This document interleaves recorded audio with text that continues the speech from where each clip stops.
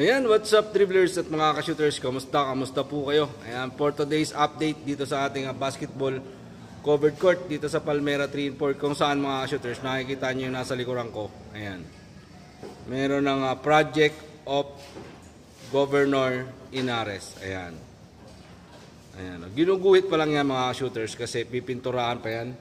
Eto, nakapatong ako ngayon sa andamyo, medyo nanginginig-ginig pa yung aking mga katuhuran. No? Medyo natatakot tayo kasi mataas nga naman itong pinapatungan natin. Almost abot ko na yung ring. Abot ko na nga pala. Dito ako sa likod ng fiberglass. Ayan. Tapos dito sa side na to may letter Y pa rin na pabilog. Tapos ito, ayan, bali pipinturahan niya mga shooters. Guguhitan niya. Anong kulay ipipintura dito bang? Puti? Puti o blue? Blue? Hindi natin alam mga shooters. Blue yata. Blue daw mga shooters. Kulay blue. Itong ayan, project of Governor Inares. Ayan. Nandito tayo sa fiberglass. Naka-ready na ito mga shooters. Waiting na lang doon sa pintura. Balik kinat na nung pintor. So pinaguguhit-guhitan niya na. Para pagdating ng pintura, magpipintura na lang siya. So, medyo mataas yung ating tinutungtungan, as you can see. Ayan, dito tayo sa fiberglass. Ayan mga shooters. Diba? Ang sabi sa atin ni Kuya Bong, mabilis lang daw naman yung pinturahan kapag nandyan na nga yung pintura. Ang problema, wala pa yung pintura. Magtalang sila Kuya Bong doon, nagpipintura sila. Ayan, nilalagyan nila ng mga ganun. Para yung tulo ng pintura from the top, doon sa taas ng bubong, hindi tumama na doon sa mga flooring. Para hindi na magkaroon ng mga dumi-dumi mga shooters. Dito pa rin tayo ngayon sa taas. Tingnan natin itong ginawa ni Kuya Governor Inares. Itong pagkakabitan dito, ilalagay yung ring. Ayan, ito yung butas. Ayan, ito pa isang butas. Ayan, bali 4 na butas siya mga shooters. Yung paglalagyan ng ring. So, siyempre, yung kabila hindi pa nagagawa ng ganito. Kanina lang yata nag-start yung ating pintor. Samantala si Kuya Bong doon nagpipintura at patuloy nilang nire-retouch lahat ng mga madudumi-dumi pang pintura, yung mga maninipis, pinakakapal nila. Ayan, papakita natin yung ginawa ni Kuya. Ayan, project of Governor Inares. Ito po kasi ay project ng aming mahal na gobernador, si Governor Nini Inares.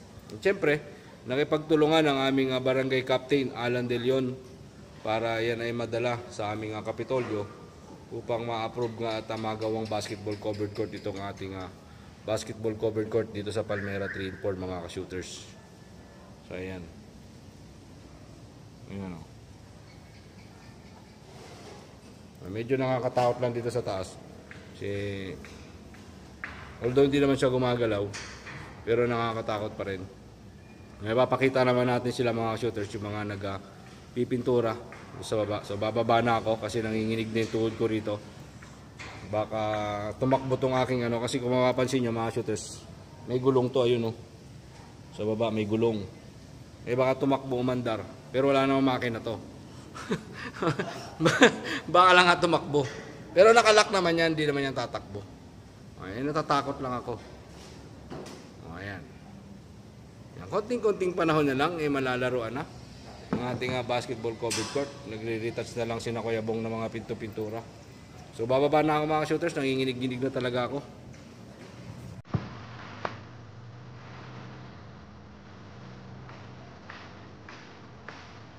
Ayan si Kuya Bong nagre-retouch.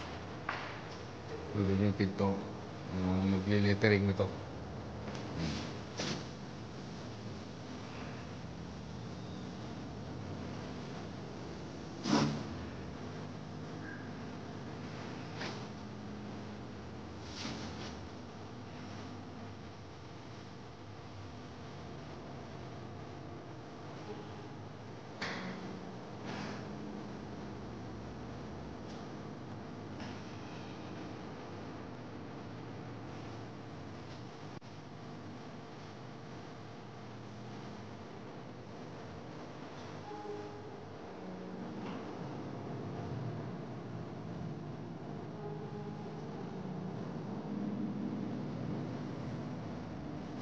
Yung mga shooters, nandun sila sa taas. Ayun. Sa taas sila. Nagre-retouch sila ng mga madudumi pang pintura na hindi pa masyadong naayos. So pinapaganda talaga nila ang gusto yung basketball court na to. So, yung mga medyo hindi pa papasa doon sa ating inspector from Capitolio, inaayos nila. Ayan, pababa na si Kuya Bong kasi lilipat na naman nila yung andamyo nila. Nilalagyan nila ng mga ganito para yung tulo ng pintura galing doon sa taas na pinipintura nila ay hindi madumihan yung flooring. Kasi siyempre iniingatan nilang madumihan. Gusto nila pag itinenover nila to sa homeowners, malinis, no? Malinis yung pagkakagawa nila. So ganun kapulido gumawa yung ating contractor dito sa Palmera 3-4 basketball covered court na siyempre paggawa nga ng ating Governor Nini Inares. Ay, mga shooters, alas 5 na pala, papahinga na sila. Stop na sila sa kanilang pagpipintura. No, siyempre bukas na naman sila ulit magpapatuloy niyan mga shooters na pagpipintura nila. Kasi alas 5 na. So, marami pa silang i-retouch mga shooters na pinto-pintura, no. Napakarami pa itong i-retouch nila. Tulad na to. Itong letter Y na to, nakakapansin nyo. Ayan. So, kailangan to puti. Tapos itong mga pinag-welding, katulad yan. Itong mga dumi-dumi na to, may mga patak-patak pa ng mga yero. Simento. So, pipinturahan pa rin nila yung mga shooters. Gagawin pa nila yan. So ayan, ipapahinga na sila. Lilinis na sila ngayon ng mga kamay nila. Kasi nadumihan. May mga tambay na ron na nag-abang. Kaya bang nagbuhos na ng gasolina.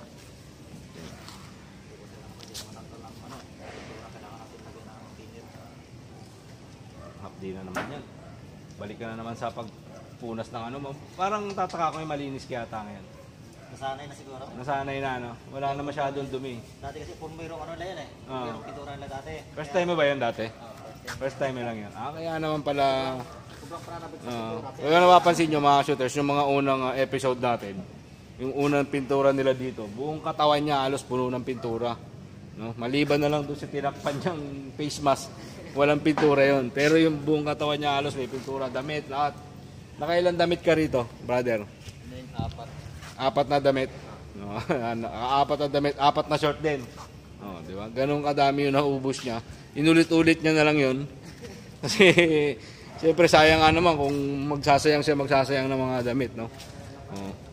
Kaya kailangan ulit-ulitin niya na lang yung sinusuot niya. So yun yung ating magandang update ngayon mga shooters, no? Dumating na nga, andun na si Kuya, medyo nahiyapa ang lumapit kasi ayaw mo nang lumapit pati. Alam mo na, basta sa ako na siya lalapitan pa, nag-uwit na siya. Pinakita ko doon kanina yung ginagawa niya. So,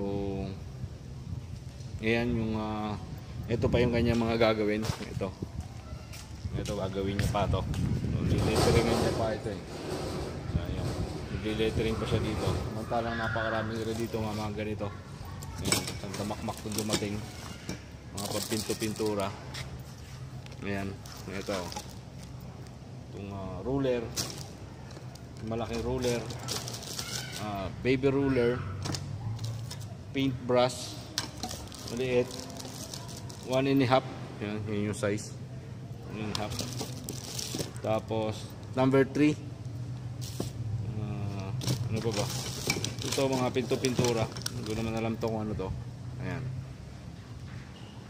ito yung mga gagamitin nila dyan. Mga gagamitin dito,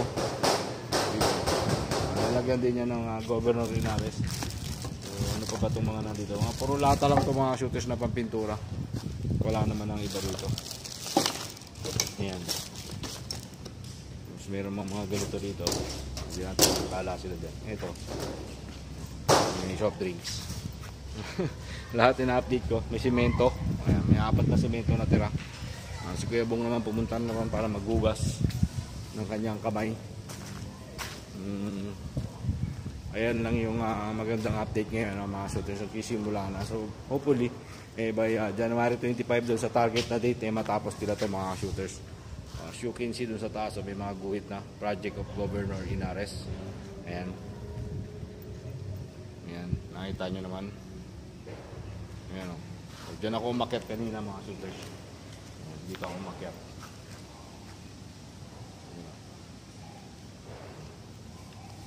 Inakyat ko yan. Napakataas niyan. Pero kaya naman. Hindi naman ako natakot. Kinabahan lang. So yan lang yung ating update ngayon mga shooters, no? Dito sa ating basketball covered court. Hopefully bukas makapag-update ulit tayo dito. So yan lang yung ating magiging update. Kaya kung bago ka lang at napadaan ka lang sa aking YouTube channel, please hit like, share, comment down below, and don't forget to subscribe and hit the notifications bell button para lagi kang updated sa aking mga video. Maraming salamat. Ingat and God bless.